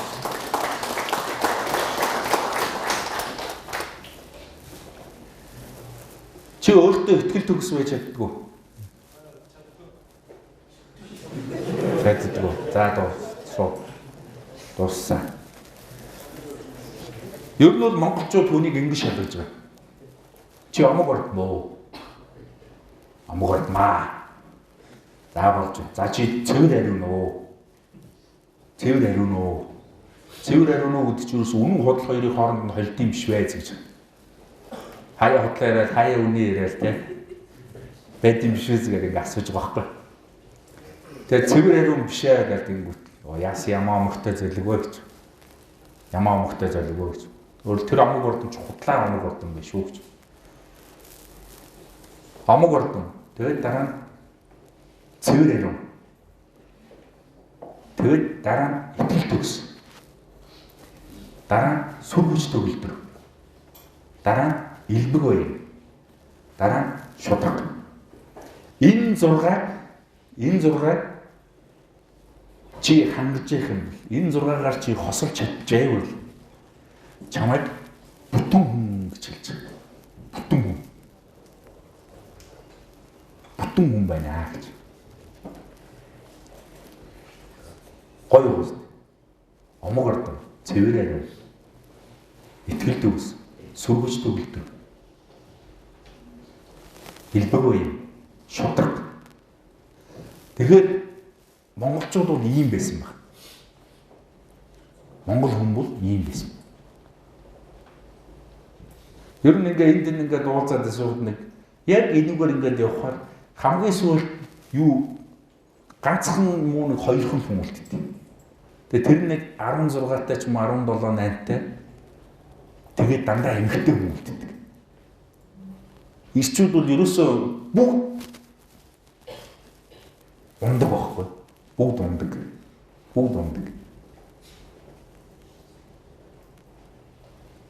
Дахиад нэг хэлдэг. Омог ордон. Цэвэрээ дөө. Итгэл төгс. Сүргүчтэй үлдэр. Хэлбэг баян. Шудаг. Энэ зургаал чамаас цацарч явах юм бол чамаас гялайж явах юм бол чи 7 дэд эцгийнхээ өмнө ядад нэг зэг зогсох эрхтэй болж байна гэсэн үг. Зэг зогсох эрхтэй болж байна гэсэн. Монголчууд тайж гэдэг цолыг ямар хүнд олгодог гэсэн мэдхүү. Тай нас гэж нас байна. Ер нь бол нэг 200 жил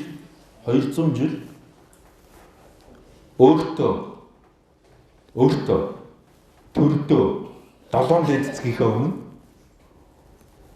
үннээр мөрүүлж чадсан хүнийг тай настай боллоо гэд тэгээд тайцалдаг гэсэн. Тэгэхээр бол эцэгч нь худлаа хүн байсан бол чи юу тайц цол авч чадахгүй юм. Чи худлаа бол чиний хүүхэд хизээч тайж болохгүй.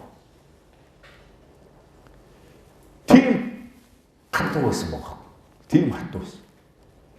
Тэгэхээр бол энэ үннээр мөрлөнө гэдгийн ач холбогдол энүүгээр өөрөөр хэлбэл шудраг ёсыг бий болгоно, жамаар амьдрна гэдэг энэ бүх зүйлүүд бол өөрөө ийм үнцэнтэй өөрөөр хэлбэл биднийг үндэстэн бий болгодог, биднийг төртэй бий болгодог, биднийг үндснийхээ үннийг хамгаалахад ингээд сургадаг ийм чухал зүйл.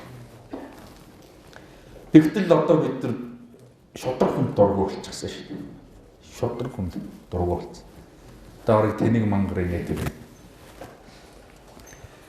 Энэ бүх зүйлийг л Монголын залуучуудтай холбоод зас залруулъя. Бид нар бошгыг халсан нь алдаа байж. Бид нар бошгоо бүр мөрдөөд тэгээд энэ бошгоо мөрддөг бүх залуучууд дээрээ суйрлаад бид нар ингээд улсаа аврах юм байна гэдэг. Ийм л зүйлийг хэлээд байгаа. Тэгээд монголчуудын ерөөсөө төр улсаа бий болгож исэн энэ түүх Монголын байлдан дагуулт биднээс өөр тийм том байлдан дагуулт хийсэн өөр үндэстэн багт. Ийм цөөхөлтнээ байж тийм том байлдан дагуулт хийсэн өөр үндэстэн багт. Тэгээ энүүгээр бид нар л омгшиж, бид нар л эрлэгдэж, бид нар л энэ дээр босч ирэхгүй бол өөр хинч босч ирэхгүй. Бидний энэ нууцыг, бидний энэ хар хайрцагны бодлого, энэ нууцыг Иранад хулгайсан мэт. Нөгөө дөргөөний хатан гэж байсан шүү дээ. Тэр чинь Иран өхөр байсан. Нэг хэсэг төр байсан. Тэр үедээ баахан Ираны зөвлөхүүд авчирсан. Тэгээд одоо яг энэ сургаалыг корон дотор оруулаад Иранад үзээд идэг. Одоо Америкуудтай хин мөчөрхтэй, Иран мөчөрхтэй юм. Өөрөөр хэлбэл иргэн болгон руугаа бидний энэ тарихны үнцэнтэй зүйлүүдийг Иранад бас шахаад байгаа. Тийм учраас нөгөөдөл чинь ингээд бүх чиглэлээр ингээд хөгжиж гарч ирдэг. Бүх чиглэлээр хөгжиж гарч ирдэг. Тэгтэл бид нар тэр өөрсдийнхөө зүйлийг өөрсдөө үр хөвгт нь бид нар ашиглаж чадахгүй ингээд суугаад. Одоо бид нар ингээд хүнд өөрсдөө тайлбарлахад, өөрсдөө та нар ямар үндэстэй юм гэхэд те ер нь та нар юуны төлөө явж байгаа юм гэхэд бид нар хэлэх юмтай болж байна л гэж ингэж ойлгож. Тэгээ энэ бол бидний мөрөөдөл, энэ бол бидний зорилго, энэ бол бидний зорилт, тийм ээ. Энэ бүгдийг бид нар энэ яваа насандаа хийчих юм бол бид нар тайван мөнгөрнө. Тайван мөнгөрнө. Тийм учраас бид нар алагдаж болно, ялагдаж болохгүй гэдэг зарчмаар дайраад байна. Тийм учраас зөрөгтэй алхмууд дэвшүүлж ингэ санал болгоод. Бас 5 дугаар их хурлаар бид нар чинь зөндөө олон одоо шийдвэрүүд гаргасан шүү дээ. Нэг нь одоо тэр 10% болох 3 сарын 28-нд 10% болох шийдвэр манай их хурл дээр гараад тэгээ ерөнхий сайд дээр бид нар асуудал тавьж ороод тэгээд 10%-ийн асуудал чинь яригдаад одоо өчигдөр дөнгөж журам батлагдаад ингээ хэрэгжихэр болж 10%-тай цуг уг нь нэг өшөөнийг зөвлөхгүй хэрэгжүүлэх хэрэгтэй байсан боловч засгийн газар зориулж чадаагүй. Тэр нь юу гэхээр 2 их 80 төгрөг ерөөсөө хэвлээд тэгээ орон сууцны дэмжлэгийн сан үүсгээд тэгээд шинэ гэр бүл болсон. Одоо гэр бүлийн залуу хоёрт амьдралд нь нэг удаа авах хэрэгтэйгээр зээл болгож гараагач. Тэгээ өөрөөр бол одоо энэ баригдсан байж байгаа 30 мянган бай. За дээр нь ерөөсөө орон сууцны асуудалтай нь 200 мянган өрөх баг. 200 мянган өрөх. Энэ 200 мянган өрөхийг маш богино хугацаанд ингээ орон сууцчлах ажил хийгээч гэдэг. Тэгээ харамсалтай нь улс төрчид маань зориулсангүй.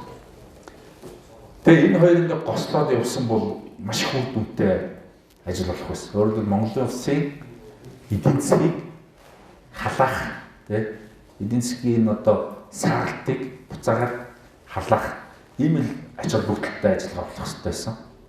Харамсалтай нь хийсэнгүү. Одоо бол оройтцсон.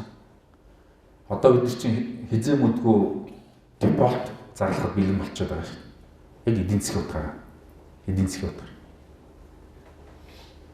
Эдийн засгийн утгаар.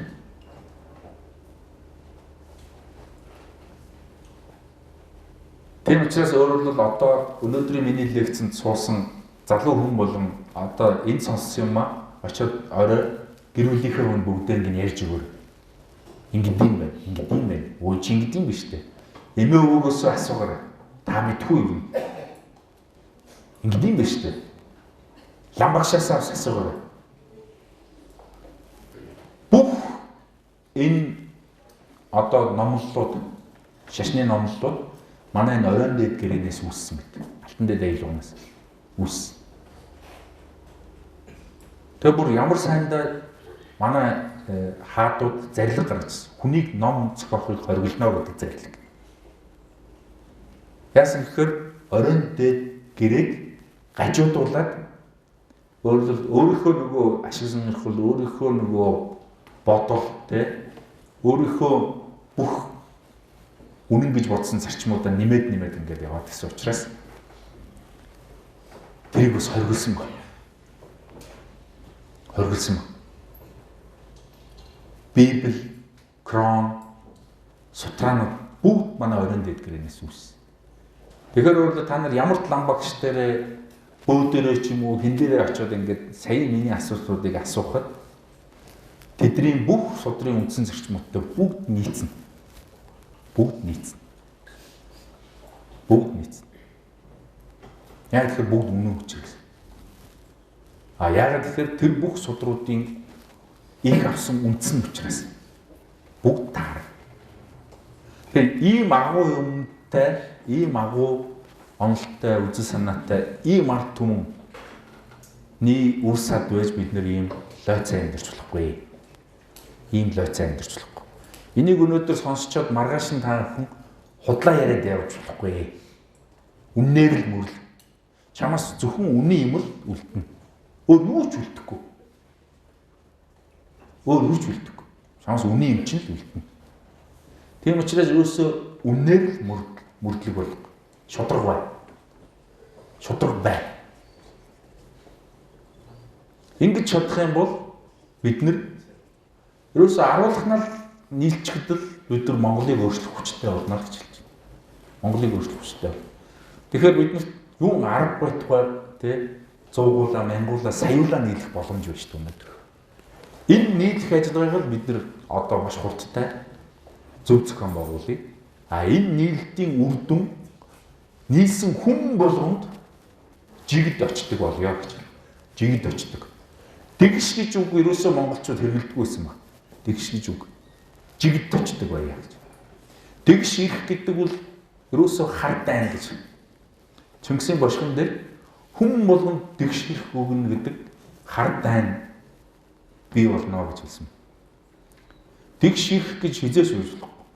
Хүний эрхийн үзүүлэлтүүд хүний эрх юугаар хэмжигддэггүй гэхээр тухайн хүний боловсролоор хэмжигддэг. Чи өндөр боловсролтой бол өндөр эрхтэй шүү. Чиний эрх бол харин бүрэн.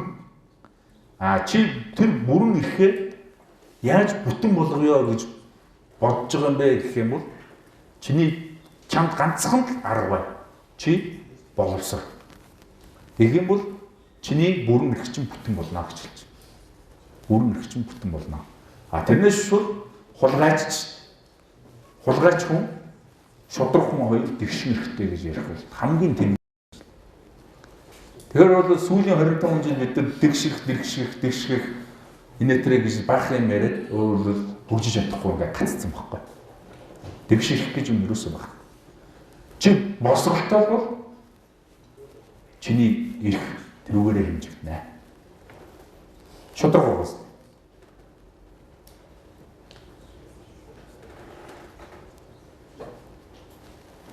Ийм л улс байсан байна бид нар.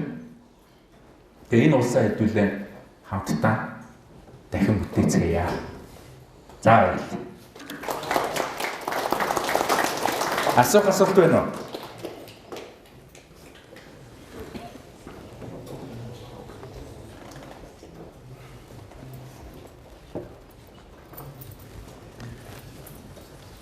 Хоёр дахь удаага ингээд яг энэ лекцийг би хоёр дахь удаага нэг газар буцаад тавихад дахиад асуултгүй суудсан. Тэгэхээр тэр юу гэж яана гэхээр бид нар хүн хилээд байхад тэр рүү орохгүй байна гэдэг нь амар ухамсарын болоод ингээд те боловсролын төвшин доройтсны шинж баггүй. Доройтсны шинж. Тийм учраас өөрөөр хэлбэл одоо энэ лекцийг сонссны дараа өөрийгөө нөгөө төрөний 6 хэмжүүрээр бүрэн болгохын төлөө бүрэн гэж ойлголт нь бас юу юм гэдэг ингээд араас нь ингээд бүх юмыг ухаж төнгөж ингэж олж бий болох хэрэгтэй. Тэгж бий болгох юм бол өөрөөр хэлбэл дараагийн их Монгол улсыг бүтээх байгуулах тэр эзэд нь болно шүү. Тэр эзэд нь болно шүү. Тэр эзэд нь болно. Тэрийг байгуулах жинхэнэ өрлөг жанжид нь болно. Тэрийг байгуулах жинхэнэ цэцэд мэрэгдэн нь болно. Тэрийг байгуулах жинхэнэ арвтын ах нар болно. Одоо та нарт нэгэн тэнийг мэддэг болсон юм чинь цаана 9 найзаар нийлүүлээд чи өөрөө арвтын ах болов ингээд ажиллаад эхлэх хэрэгтэй. Ядаж 9 хүний төлөө чи ажиллаж үзчихээж дараа нь 100 хүний төлөө, 1000 хүний төлөө тий сая хүний төлөө ажиллах чадвартай тийм л удирдагч нар бий болдог. Тэгэхээр Монголын залуучуудын холбоо бол бүх цаг үеийн туршид бол дандаа удирдагч залуучуудыг л бэлддэг байсан. Энэ үүрэг хуучин нэг намд зориулж бэлддэг гэсэн бол одоо бүх намд зориулж бид нар бэлддэг л гэсэн. Миний нэг хэлдэг гоё юу гэдэг. Та аль намын дээр надаас асуудаг байхгүй. Би бүх намын кон гэж. Хэрвээ одоо үндсэн хуулийн тогтолцоогоор бид нар хүсээгүй улсаа ингээ байгуулаад цаашаа явна гэхэд нам бол өөрөө төр байгуулах гол институт байгаа байхгүй. Танай нам аль юм гэхээр бүх нам манай намаа гэж биелдэг. Бүх нам манай намаа гэж. Яг тэгэхээр бусдын буруу надаас урддаг, хохирлон нэргээд намаа хорлдог гэдэг зарчмыг, алтан зарчмыг би мөрдлөг болгосон хүн байхгүй. Тэр учраас өөрөлдөл хэн нэг нь алдах, хэн нэг нь носгох, хэн нэг нь эндэх тэр болгон бол хохирлон нэргээд намаа дандаа хорлж идэг. Тэгэхээр Монгол залуу хүн болгон яг энэ зарчмыг мөрдлөг болгоход л бид нэр Монголоо олж байгаа.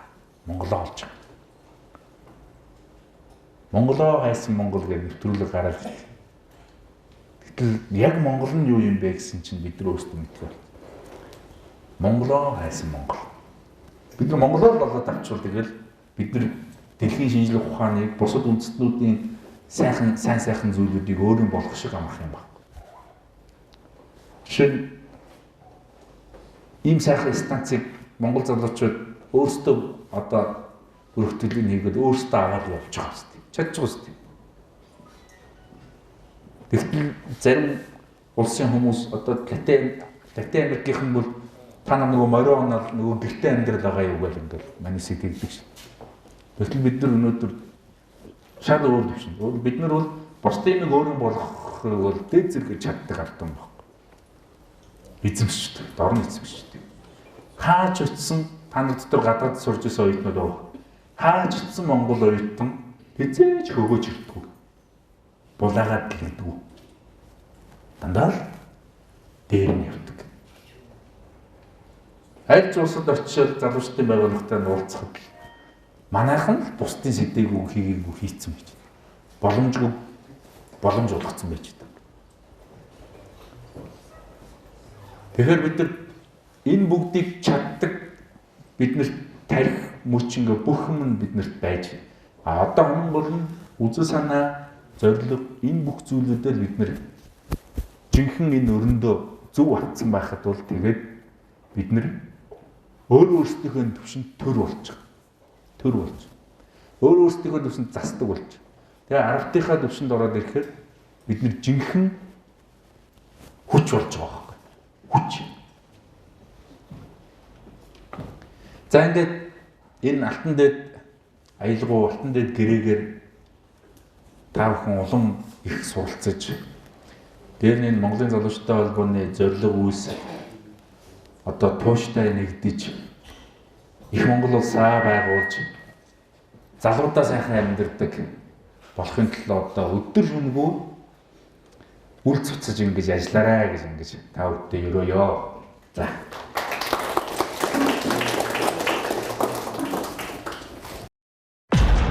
Монголын залуучуудын холбоо үзүүлж байна.